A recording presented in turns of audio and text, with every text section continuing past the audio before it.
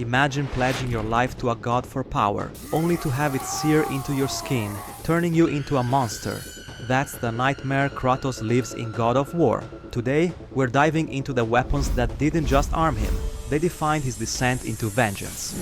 Picture this: a Spartan warrior, cornered by barbarians, cries out for salvation. Enter Ares, the god of war, who doesn't just save him, he binds him forever. In the brutal world of God of War, no weapon captures Kratos' rage like the blades of chaos. These aren't mere swords, they're a curse fused to his flesh, a relentless reminder of the pact that shattered his life. Commissioned by Ares in his plot to overthrow Zeus, the blades were forged by Hephaestus deep in Hades' scorching furnace, pulling their unbreakable strength from the void of chaos itself. Infused with Tartarus's flames, they were built for domination, not defense. Sharp edges on endless chains, perfect for lashing out at distant foes or dragging them into a whirlwind of death. Kratos' acquisition? It's a moment of desperation turned tragedy. Facing defeat against the barbarian hordes, he swears allegiance to Ares. In response, the god's harpies deliver the blades, scorching their chains onto Kratos' arms in a blaze of agony. Now marked as Ares' enforcer, Kratos turns the tide, taking out the barbarian king Alric in a single fateful strike. From there, the blades become part of him, channeling his Spartan brutality into godly destruction. But at what cost? In gameplay, their versatility shines through. At level 1, you've got fluid basics, but leveling up lets you unleash chaos, literally. Ideal for crowd control, those chains let you attack from range before closing in for the kill. Unlike the lumbering Blade of Artemis, these reward bold, non-stop aggression, keeping you in the flow of battle. They propel his rampages across Greece under Ares' command, culminating in the god's cruel trick, forcing Kratos to slaughter his own family. That bloodstain fuels his quest for revenge, turning the blades from gift to grudge. Even in the final clash, Ares yanks them away, using them against Kratos in twisted visions. Yet they persist, a scar on his soul, until he trades them for freedom, or so he thinks. Now, fast forward in Kratos' Odyssey, deep in the labyrinth of Pandora's temple. Here, the gods begin to fracture, and Artemis, goddess of the hunt, offers a weapon that trades frenzy for focus. In the game, the Blade of Artemis is Kratos' powerhouse alternative, sacrificing speed for sheer armor-shattering force. Its roots run ancient.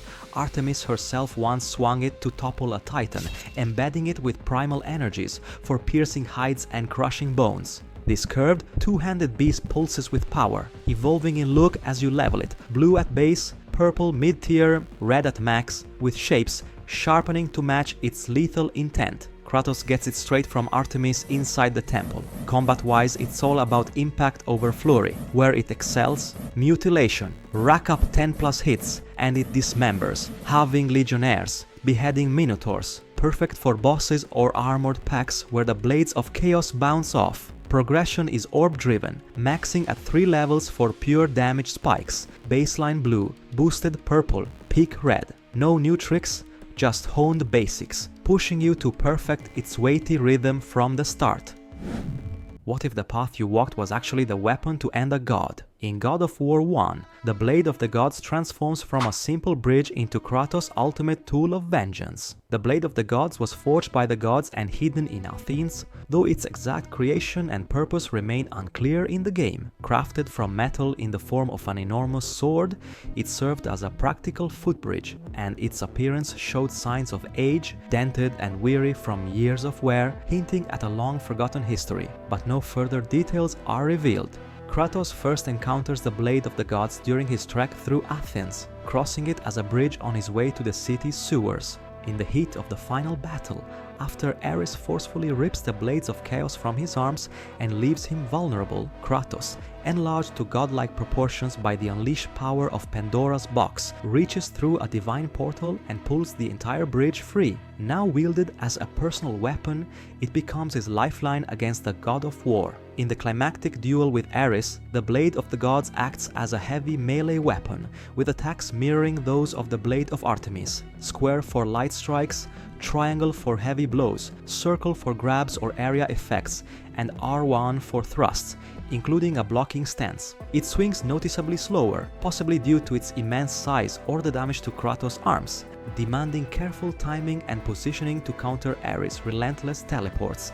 hammer smashes, and magical assaults. This setup turns the fight into a grueling test of endurance, where precision trumps speed. The Blade of the Gods features no upgrade system or progression. It's provided in its raw, unchanging form solely for this one encounter. This enigmatic blade is the linchpin of the game's finale, empowering Kratos to impale Ares and claim the title of the new god of war. Its dual role as a bridge in Kratos' earlier journey underscores the god's subtle hand in his quest, providing a hidden means to slay one of their own. While its origins are shrouded, the blade's ability to take out an immortal like Ares implies divine craftsmanship, marking Kratos' transformation from betrayed warrior to ascended deity.